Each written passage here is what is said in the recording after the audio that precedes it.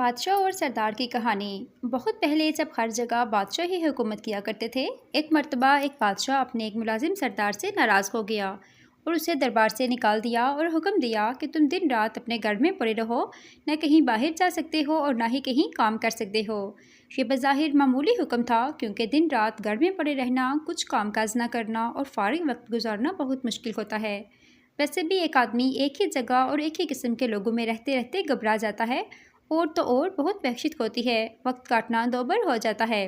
چنانچہ اس آدمی کے ساتھ بھی ایسا ہی ہوا۔ وہ سارا دن پڑا رہتا، کوئی کام نہیں کر سکتا تھا۔ سردار بہت پریشان تھا، کیونکہ اس کے بچوں کے پیٹ بھرنے کا سوال تھا۔ جب وہ گھر سے باہر قدم نہیں نکالے گا تو بیوی بچوں کو کھلائے گا کہاں سے؟ اتفاق سے کچھ دنوں کے بعد بادشاہ، وزیر اور شہزادے بلائے گئے۔ سردار کو ایک ترکیب سوجی تو اس کی آنکھیں چمک اٹھیں۔ اس نے اپنی بیوی کو پڑوس میں ایک قیمتی جوڑا لانے کے لیے بھیجا۔ وہ پڑوس سے قیمتی جوڑا لے آئی۔ سردار نے مانگے کا قیمتی جوڑا جلدی سے زیب تن کیا اور گھر سے نکل پڑا اور شان سے چلتا ہوا شاہی دربار میں جا پہنچا۔ درباری سمجھے کہ کوئی معزز مہمان ہے، اسے لے جا کر بڑے ادب سے دوسرے بڑے لوگوں کے ساتھ کرسی پر بٹھا دیا۔ سردار گردن اکڑا کر کرسی پر بیٹھ گیا۔ دربار شروع ہوا، جشن کی تمام رسمیں ادا کی گئیں اور اس کے بعد دسترخوان پر اعلیٰ قسم کے کھانے رکھے گئے۔ سردار نے بھی ہاتھ بڑھا کر خوب ڈٹ کر کھانا کھایا اور پھر نظر بچا کر بڑی چالاکی سے سونے کی ایک رکاب بھی اپنے لباس میں چھپا لی، اور دربار ختم ہوتے ہی وہاں سے 9 2 11 ہو گیا، اور گھر آ کر بڑے مزے سے سارا واقعہ اپنی بیوی کو سنایا۔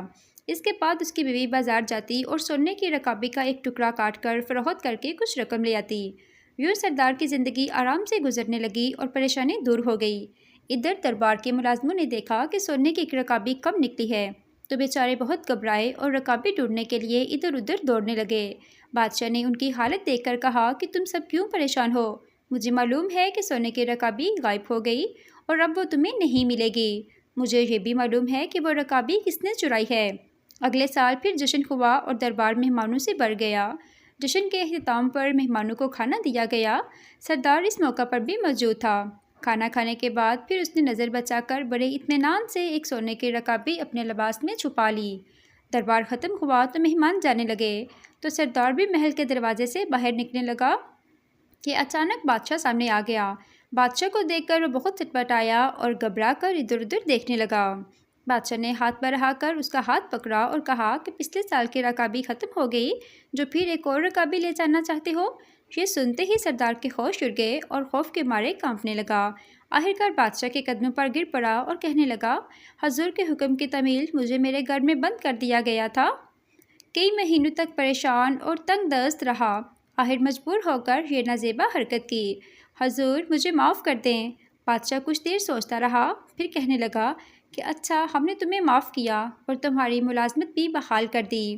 غلطی ہماری ہی تھی، ہم نے حکم ہی ایسا دیا تھا کہ آدمی بھوک اور تنگ دستی سے مجبور ہو کر چوری کرنے پر آمادہ ہو جاتا ہے۔ اگر ہم تمہیں گھر میں قید نہ کرواتے تو شاید تم ایسی حرکت کبھی نہ کرتے۔ جاؤ، اب ایسی حرکت نہ کرنا۔ چوری بہرحال بری حرکت ہے۔